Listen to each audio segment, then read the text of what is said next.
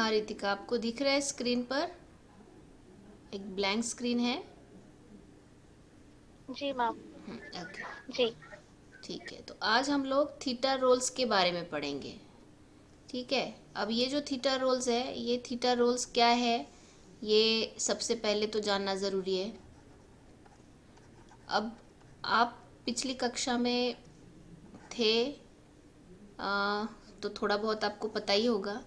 Yes तो ma'am. सबसे पहले थीटा रोल्स के बारे में अगर बोला जाता है तो ये क्या है, ये हमें एक तरीके से संबंध बताते हैं। संबंध बताते हैं आर्ग्यूमेंट और प्रेडिकेट के बीच में। तो यहाँ जो भी चीज़ें हैं मैं साइमल्टेनियसली लिख रही हूँ कि ये हमें बताते हैं प्रेडिकेट और आर्ग्यूमेंट के बीच में संबंध। अब थीटा रोल्स कौन कौन से हैं ये हमने देखा था। थीटा रोल्स बेसिकली चूंकि ग्रूबर और फिल्मोर इन दोनों के द्वारा प्रपोज किए गए थे, तो ये जो ग्रूबर है और जो बाद में फिल्मोर है, इन्होंने 1965 और 1967 में रिस्पेक्टिवली उसे किया था। तो ये थीटा रोल्स के कई सारे नाम भी दिए गए हैं। नाम जैसे कि देखिए, मैं यहाँ पर एक दो नाम बता दे रही हूँ। जैसे कि एजेंट है, उसके बाद में आपका लोकेशन है, उसके बाद आपका और इंस्ट्रूमेंट है, थीम है। इस तरीके के सारे थीटा रोल्स किए गए थे, डिसाइड किए गए थे ग्रूबर द्वारा और साथ ही फिल्मोर द्वारा। तो अब यहाँ जो जितने भी थीटा रोल्स है उसके बारे में जानने से पहले मैं ये चाहती हूँ कि आपको अगर कुछ थीटा रोल्स याद आ रहे हैं तो क्या आप बता पाएंगे यहाँ पर? जी मैम। हमने पढ़ा था agent, instrumental and patient. Very good. Agent, instrumental and patient. तो एजेंट, इंस्ट्रूमेंटल एंड पेशेंट के बारे में आपकी कॉन्सेप्ट क्लियर है, ये मैं समझ रही हूँ। ठीक है। अब ये जो बाकी मान लो कि कैसे थीटा रोल्स में एजेंट है या पेशेंट है, तो इसके पहले हमने ट्रांजिटिविटी के बारे में देखा था। ट्रांजिटिविटी मतलब intransitive, transitive and ditransitive. Intransitive क्या होते हैं? वर्ब। इंट्रांजिटिव वर्ब्स जो होते हैं वो आपके मान लीजिए कि उससे ऑब्जेक्ट की ज़रूरत नहीं होती है। तो जैसे जैसे कि फॉर एग्जांपल इंट्रांजिटिव वर्ब है टू स्लिप। टू स्लिप ये इंट्रांजिटिव वर्ब है। उसमें ऐसा है कि ऑब्जेक्ट की ज़रूरत नहीं होती है, ऑब्जेक्ट को आवश्यकता के अनुरूप यहाँ पर ज़रूर बिल्कुल भी माना नहीं जाता है। तो जैसे कि मैं यहाँ उदाहरण लिख रही हूँ, द बॉय इज स्लीपिंग। ठीक है, स्क्रीन पर दिख रहा है आपको। इसमें ऑब्जेक्ट, यस मैम। हाँ ऑब्जेक्ट नहीं है, केवल सब्जेक्ट है। सब्जेक्ट है बॉय। ठीक है। ये आपका क्या हो गया उदाहरण इन ट्रांजिटिव का।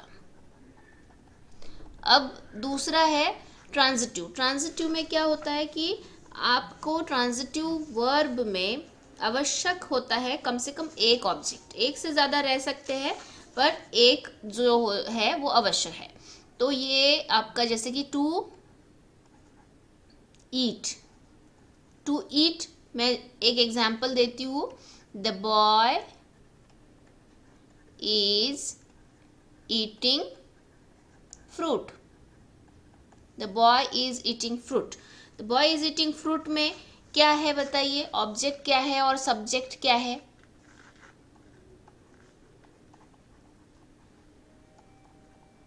सब्जेक्ट बॉय है और फ्रूट ऑब्जेक्ट है। ऑब्जेक्ट है। तो यहाँ पर देख सकते हैं कि जब हम ईट को कंस्ट्रक्ट करते हैं, इस ईट वाले वर्ब को कंस्ट्रक्ट करते हैं, तो इसे ट्रांजिटिव इसलिए बोला जाता है कि इसे कंप्लीट होने के लिए एक ऑब्जेक्ट की ज़रूरत होती है।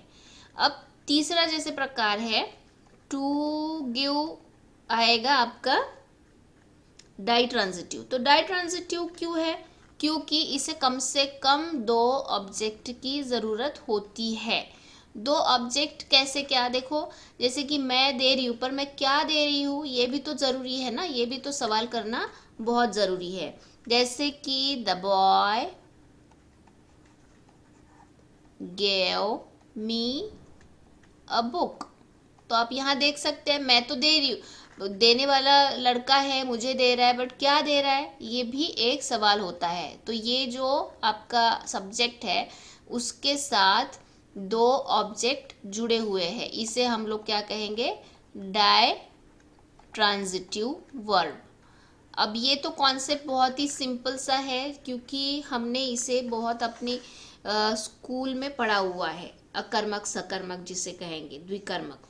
तो अब देखो यहाँ थीटा रोल्स जो कि हमने शुरू की थी चर्चा, एजेंट, पेशेंट वगैरह, तो इसके और भी कई सारे रोल्स हैं जो कि हमें एक एक करके आज देखने हैं।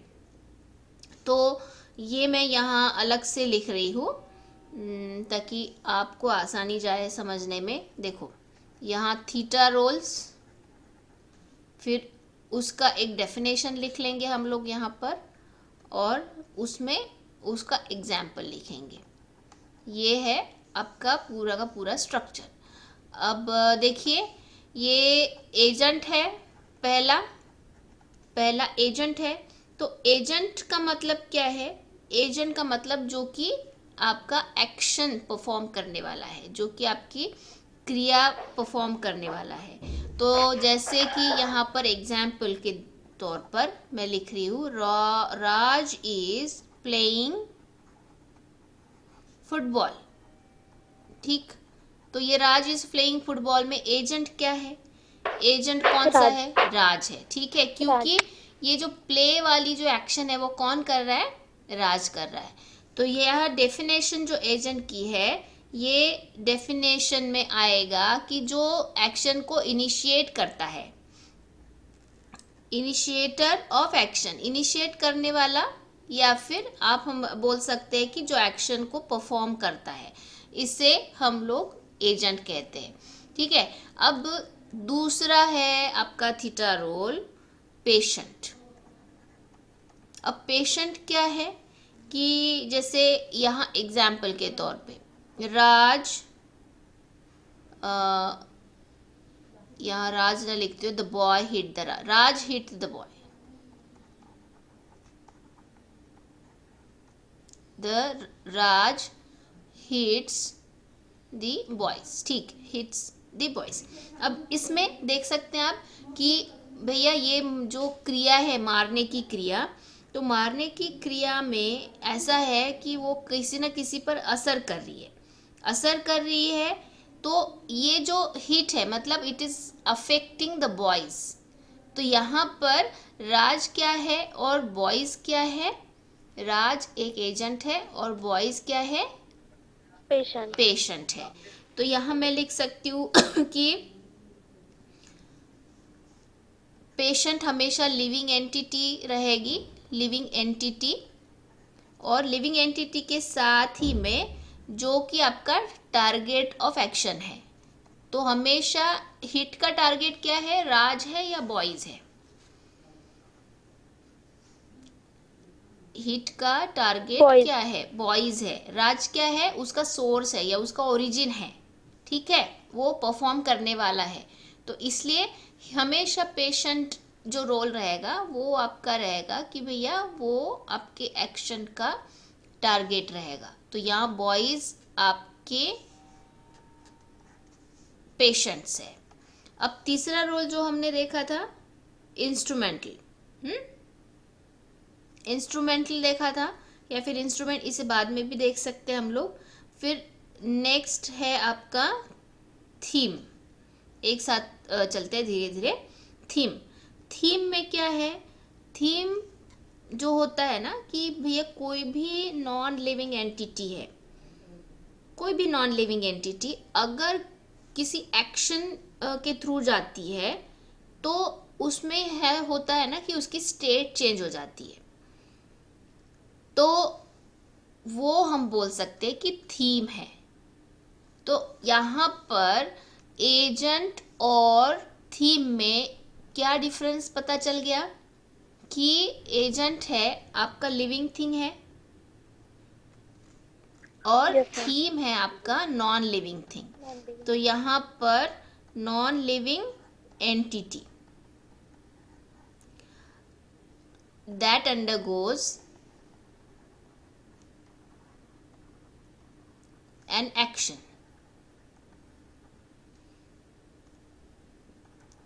which may result in the change of state।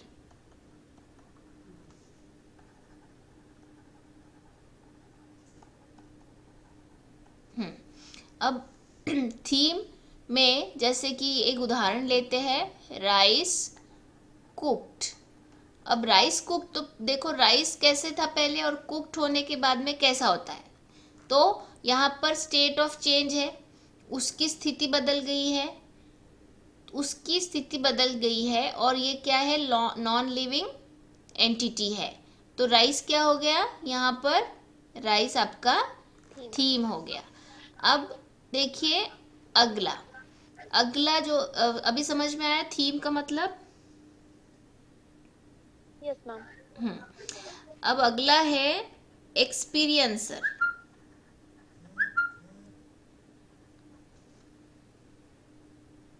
हाँ, एक्सपीरियंसर तो अपने इसके नाम से ही हमें पता चल जाता है। एक्सपीरियंसर मतलब कोई चीज़ का एक्सपीरियंस करने वाला, है ना। जैसे कि हम लोग सभी लोग एक्सपीरियंसर है इस कोरोना महामारी के, हमने उसे अनुभव किया है कि क्या हो रहा है, कैसे हो रहा है, ठीक है ना। तो हम लोग यहाँ पर एक्सपीरियंसर है। तो एक्सपीरियंसर में फिर से मैं ये बोलूँगी कि ये लिविंग एंटिटी है,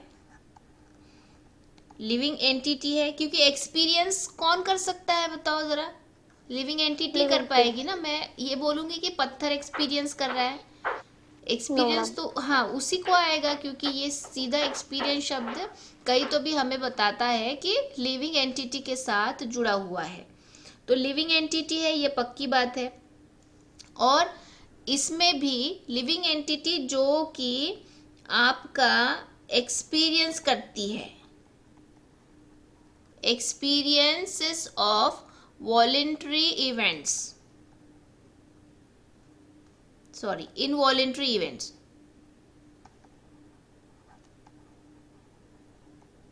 इनवॉलेंट्री इवेंट्स। तो ये जो इवेंट है, ये देखो आपके ना कुछ भी रह सकते हैं, कुछ भी इन द सेंस पता है क्या, जैसे कि मेंटल इवेंट रह सकता है, फिजिकल इवेंट रह सकता है, इवन इमेजिनरी भी कभी कभी रह सकता है। तो अब ये जो उदाहरण देखो, the child is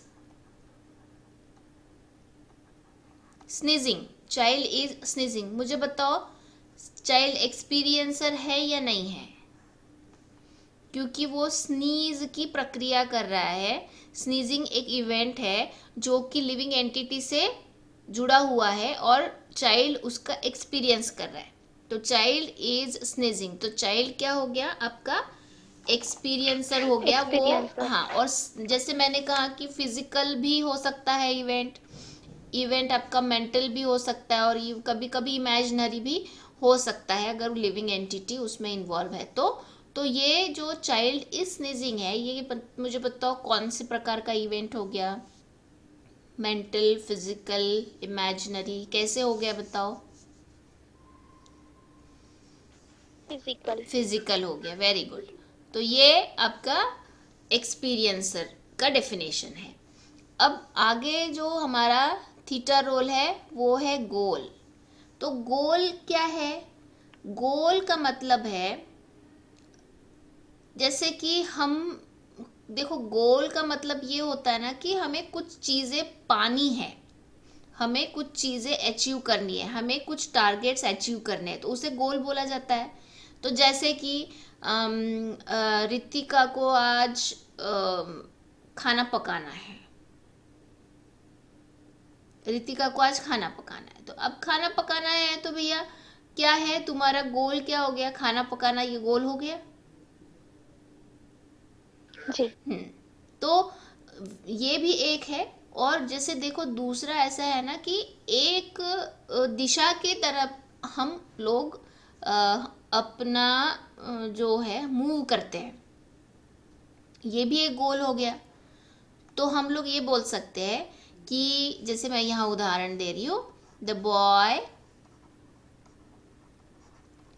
is going to the market. तो देखो यहाँ पर boy is going to the market में इस बॉय, ये जो एजेंट है, उस एजेंट के लिए मार्केट क्या हो गया, एक गोल हो गया। मतलब वो जा रहा है पर उसे जाना, फाइनली जाना कहाँ पर है, मार्केट में जाना है। ठीक है, तो गोल में हम इसका डेफिनेशन लिख सकते हैं कि the goal is a theta role where the entity moves towards towards the entity moves, जैसे कि मार्केट की तरफ जा रहा है, टूवर्ड्स विच इंडिविजुअल और एंटिटी मूव्स।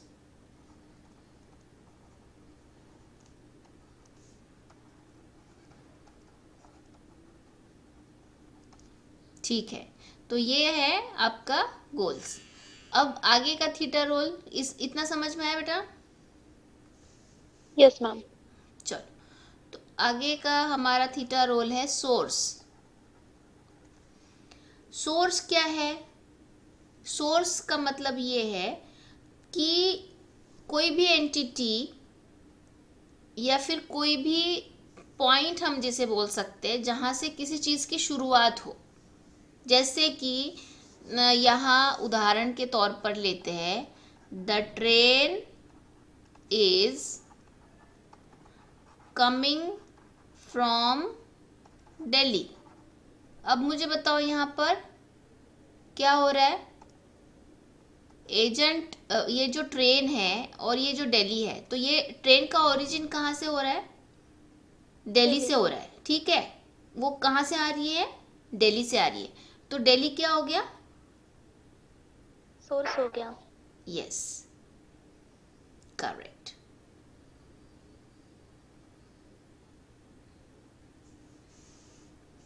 फिर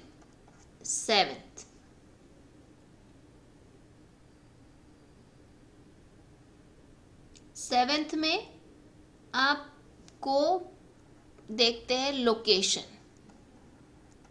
अब लोकेशन में क्या है, लोकेशन ये है कि भैया कोई जगह हो, जगह जहाँ पर आपका एक्शन परफॉर्म हो रहा है। मैं यहाँ मैं बोल सकती हूँ the place where action takes place. तो इसका जो उदाहरण है यहाँ लेते हैं कि the boy is sleeping in the room. The boy is sleeping in the room. तो रूम क्या हो गया आपका, लोकेशन हो गया। रूम आपका लोकेशन हो गया। अब ये जो लोकेशन के बाद ये कन्फ्यूजन ऐसा होना चाहिए, कन्फ्यूजन मतलब होना नहीं चाहिए कि भैया सोर्स भी तो लोकेशन बता रहा है यहाँ पर और ये लोकेशन भी तो लोकेशन ही बता रहा है। तो कैसे आप आइडेंटिफाई करेंगे, कैसे डिफ्रेंशिएट करेंगे सोर्स और लोकेशन में? ये लोकेशन में प्रोसेस है ना मैम, वो एक जगह Yes. पे हो रही है और हाँ सोर्स में मतलब जगह चेंज हो रही है। हाँ, जगह चेंज हो रही है। जैसे यहाँ लोकेशन मतलब ऐसा है कि कोई भी जैसे एक्शन, देखो थीटा रोल में क्या होता है, ये संबंध होता है प्रेडिकेट और आर्गुमेंट के बीच का। तो आपका प्रेडिकेट मतलब क्या है, आपका प्रेडिकेट मतलब आपका वर्ब है। तो ये जो चीज़ें हैं ना सारी वर्ब के इर्द गिर्द घूमती है। यहाँ पर वर्ब क्या है, कम, यहाँ पर क्या है, स्लिप। तो ये जो एक्शन है मतलब यहाँ पर कम बताता है, कोई तो भी मोमेंट बताता है, एक जगह से दूसरी जगह का मोमेंट बताता है। तो यहाँ पर सोर्स आ गया। और स्लिप में कोई एक्शन बताता है, और कहाँ स्लीपिंग की जो एक्शन है वो कहाँ हो रही है, रूम में हो रही है। तो इसलिए ये रूम क्या हो गया आपका, लोकेशन हो गया, ना कि सोर्स हो गया। तो ये वर्ब का जो कंटेक्स्ट है वो हमें समझना बहुत ज़रूरी है, ये हमेशा ध्यान रखो। अब आगे का है इंस्ट्रूमेंट या फिर इंस्ट्रूमेंटल। तो इंस्ट्रूमेंट में क्या है कि कोई भी एंटिटी जो कि उस एक्शन को परफॉर्म करने के लिए मददगार सिद्ध होती है। तो ये उदाहरण लेते हैं तो आपको बहुत जल्दी समझ में आएगा। The boy is cutting fruits with knife. ठीक है, boy is cutting fruit with knife. तो यहाँ इंस्ट्रूमेंट क्या हो गया? नाइफ। नाइफ हो गया। तो इंस्ट्रूमेंट मतलब ऐसा है कि एंटिटी विच हेल्प्स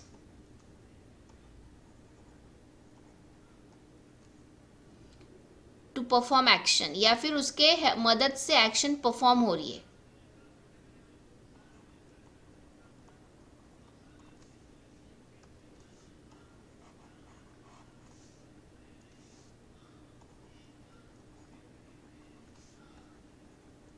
या फिर हम बोल सकते हैं कि with the help of which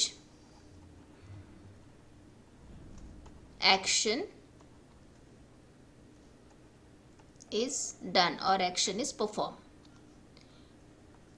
ठीक है, कोई डाउट है इसमें? No ma'am. तो देखो यहाँ पर कट ये जो वर्ब है, कट में हमेशा हमें ये डाइट्रांजिटिव है। क्या कट किया और किस चीज से कट किया, ठीक है ना। तो अब ये नाइफ है आपका, ये इंस्ट्रूमेंट है। जी। अब आगे है आपका बेनिफिशियरी। अब बेनिफिशियरी में हम एक उदाहरण लेते हैं। The boy gave a book to Raj. अब मुझे बताओ बेनिफिशियरी कौन है?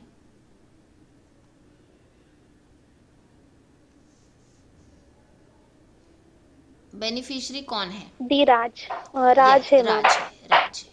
टू राज मतलब राज। तो ये बेनिफिशियरी क्या है? ये बेनिफिशियरी का मतलब कोई भी एंटिटी है विच receives or get something from someone। तो जैसे कि देखो boy gave a book to Raj, तो यहाँ पर राज हो गया बेनिफिशियरी। तो ये देखो इस तरीके के जितने भी थीटा रोल्स हमने करीब करीब 9 थीटा रोल्स देखे। तो ऐसा एक ध्यान में रखो कि ज़रूरी नहीं है ये सारे थीटा रोल्स फिक्स्ड है, ज़रूरी नहीं है, थोड़े फ्लक्चुएट भी होते हैं। और इवन ये भी हो सकता है कि आप अपने खुद के थीटा रोल्स भी निकाल सकते हैं। तो जैसे कि डिफाइन किया है अभी तक, वो हमने 9 थीटा रोल्स को डिफाइन किया है। और उस 9 थीटा रोल्स के अंतर्गत हम लोग कई सारे प्रेडिकेट और आर्गुमेंट रिलेशंस को बता सकते हैं। ठीक है, तो इतना आज के लिए काफ़ी है 9 थीटा रोल्स के बारे में। तो हम लोग अलग अलग उदाहरण देखेंगे और उदाहरणों के द्वारा हम लोग कोशिश करेंगे कि इसे और भी अच्छे से समझें। Yes ma'am.